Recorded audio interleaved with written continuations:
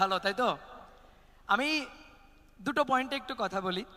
তোমাদের অভিদাদা, তারপরে হাফিজ ভাই, শুভ্র ভাই, এরা অনেক কিছুই তোমাদের আসলে বলে দিছে, বলার আসলে তেমন কিছু নাই।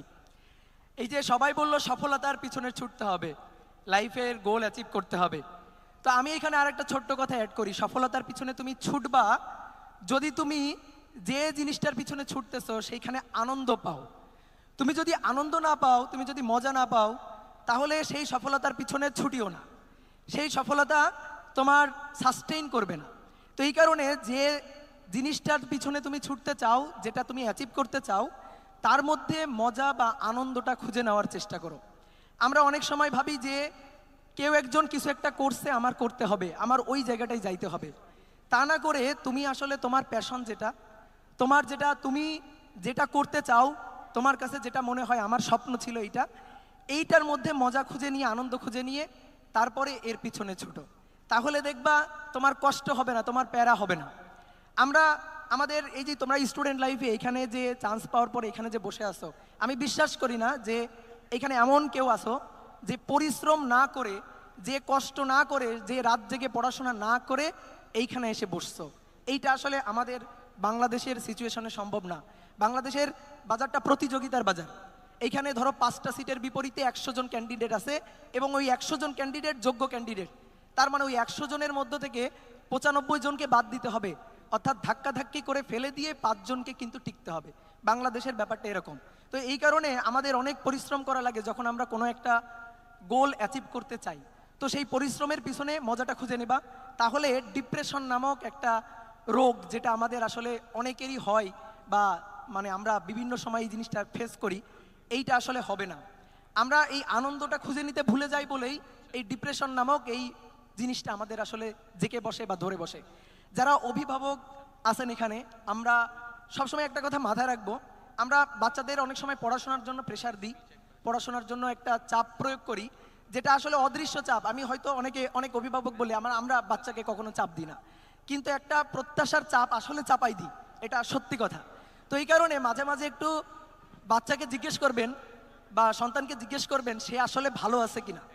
এইটা তার মনস্তাত্ত্বিক ব্যাপারটাকে বোঝা, এটা কিন্তু প্রত্যেক অভিভাবকের আসলে দায়িত্ব, যে তার মনস্তাত্ত্বিক ব্যাপারটাকে আমি ধরতে পারতেছি কিনা, সে আসলে ভালো আছে নাকি সে ডিপ্রেশনে আছে, এই জিনিসটা একটু বুঝে নেওয়ার চেষ্টা করবেন।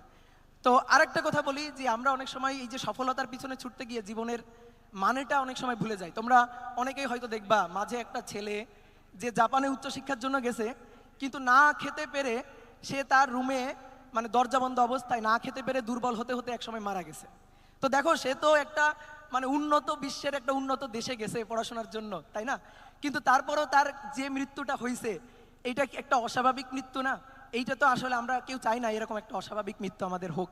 তো এই কারণে আমরা মানে জীবনের আনন্দটা যাতে সফলতার পিছনে ছুটতে গিয়ে ভুলে না যাই, আমাদের যে বাংলাদেশের প্রেক্ষাপটে আমাদের যে পারিবারিক বন্ধন, সামাজিক বন্ধন এবং পারিবারিক যে মনস্তাত্ত্বিক যে বোঝাপড়া, এর বাইরে যাতে আমরা আসলে না যাই।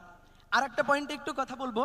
আমি সবসময় এই জিনিসটা বলি যে জীবনের যে কোনো পজিশনে সবসময় সৎ থাকাটা গুরুত্বপূর্ণ।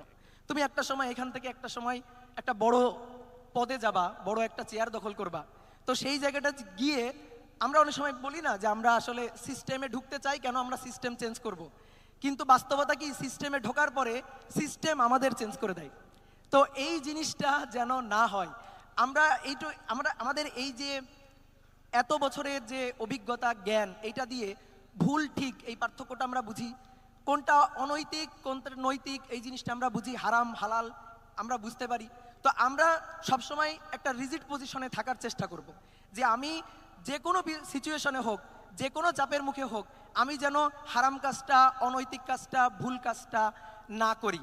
তাহলেই আসলে তুমি যদি এরকম রিজিড একটা পজিশন থাকো যে আমি চেয়ার ছেড়ে দিব, পদ ছেড়ে দিব, কিন্তু আপোষ করব না, অনৈতিকতার সাথে আপোষ করব না, এই জিনিসটা যদি তুমি মাথায় রাখো, তাহলে দেখবা সিস্টেম অটোমেটিক্যালি চেঞ্জ হয়ে যাবে। আমরা সেই সিস্টেমের চেঞ্জের সেই প্রত্যাশাটা করি, আমরা সেই স্বপ্নটা দেখি। তো তোমরা সবসময় এই জিনিসটাই মাথায় রাখবা, আর জীবনে সফল হও, জীবনে বড় হও।